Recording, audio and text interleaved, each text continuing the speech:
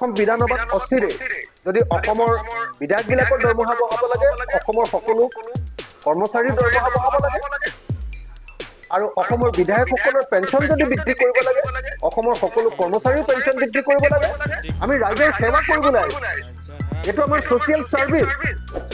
Social service কৰিবলৈ আহোঁতে এটা দৰমহা লোৱাৰ ব্যৱস্থা কৰি দিয়া হৈছে, কিন্তু সেইটো বাৰম্বাৰ বৃদ্ধি কৰি আৰু তাকো বানপানীৰ সময়, তাকো বিহুমত আন সকলো কৰ্মচাৰীক আমি পেঞ্চনটো নাইকিয়া কৰি দিছোঁ, সেই সময়ত আকৌ আমাৰ পেঞ্চন বৃদ্ধি কৰিবৰ কাৰণে ব্যৱস্থা লোৱাটো নিশ্চিতভাৱে জনগণ বিৰোধী সিদ্ধান্ত, নিশ্চিতভাৱে অনৈতিক সিদ্ধান্ত, নিশ্চিতভাৱে এইটো মানি ল'ব পৰা সিদ্ধান্ত নহয়। আৰু সেইকাৰণে আমি ৰাইজৰ দলে বিধায়কসকলৰ দৰমহা, মুখ্যমন্ত্ৰীৰ দৰমহা, মন্ত্ৰীসকলৰ দৰমহা আৰু স্পীকাৰ আৰু ডেপুটি স্পীকাৰৰ দৰমহা বৃদ্ধি কৰিবলৈ লোৱা সিদ্ধান্তৰ তীব্ৰ বিৰোধিতা কৰিছোঁ আৰু বিধায়ক হিচাপে অসম বিধানসভাতো ইয়াৰ বিৰুদ্ধে প্ৰবল প্ৰতিবাদ গঢ়ি তোলা হ'ব। এই কথাও অসমবাসীৰ আগত আমি প্ৰদান কৰিছোঁ। অসম বিধানসভাত অস্থিৰে যদি অসমৰ বিধায়কবিলাকৰ দৰমহা বঢ়াব লাগে, অসমৰ সকলো কৰ্মচাৰীৰ দৰমহা বঢ়াব লাগে আৰু অসমৰ বিধায়কসকলৰ পেঞ্চন যদি বৃদ্ধি কৰিব লাগে, অসমৰ সকলো কৰ্মচাৰীৰ পেঞ্চন বৃদ্ধি কৰিব লাগে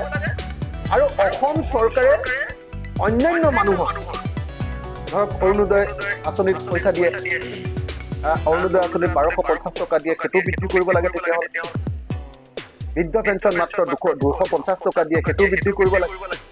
বিধৱা পেঞ্চন মাত্ৰ 300 টকা দিয়ে, সেইটো বৃদ্ধি কৰিব লাগে। অংগনবাদী কৰ্মীবিলাকে কিমান কম পইচা পায় আপোনালোকে সকলোৱে জানে।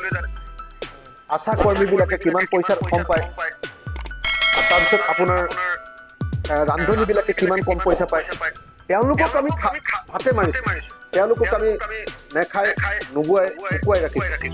অথচ আমাৰ জনপ্ৰতিনিধিবিলাকে কেৱল দৰমহা বৃদ্ধিৰ কথা চিন্তা কৰে আৰু আমিতো ৰাইজৰ সেৱা দৰমহাৰ কাৰণে কৰিবলৈ অহা নাই।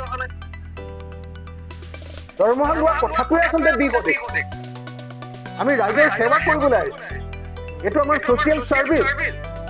ছ'চিয়েল চাৰ্ভিচ কৰিবলৈ আহোঁতে এটা দৰমহা লোৱাৰ ব্যৱস্থা কৰি দিয়া হৈছে, কিন্তু সেইটো বাৰম্বাৰ বৃদ্ধি কৰি আৰু তাকো বানপানীৰ সময়, তাকো বিহুমত আন সকলো কৰ্মচাৰীক আমি পেঞ্চনটো নাইকিয়া কৰি দিছোঁ, সেই সময়ত আকৌ আমাৰ পেঞ্চন বৃদ্ধি কৰিবৰ কাৰণে ব্যৱস্থা লোৱাটো নিশ্চিতভাৱে জনগণ বিৰোধী সিদ্ধান্ত, নিশ্চিতভাৱে অনৈতিক সিদ্ধান্ত, নিশ্চিতভাৱে এইটো মানি ল'ব পৰা সিদ্ধান্ত নহয়। আৰু সেইকাৰণে আমি ৰাইজৰ দলে বিধায়কসকলৰ দৰমহা, মুখ্যমন্ত্ৰীৰ দৰমহা, মন্ত্ৰীসকলৰ দৰমহা আৰু স্পীকাৰ আৰু ডেপুটি স্পীকাৰৰ দৰমহা বৃদ্ধি কৰিবলৈ লোৱা সিদ্ধান্তৰ তীব্ৰ বিৰোধিতা কৰিছোঁ আৰু বিধায়ক হিচাপে অসম বিধানসভাতো ইয়াৰ বিৰুদ্ধে প্ৰবল প্ৰতিবাদ গঢ়ি তোলা হ'ব।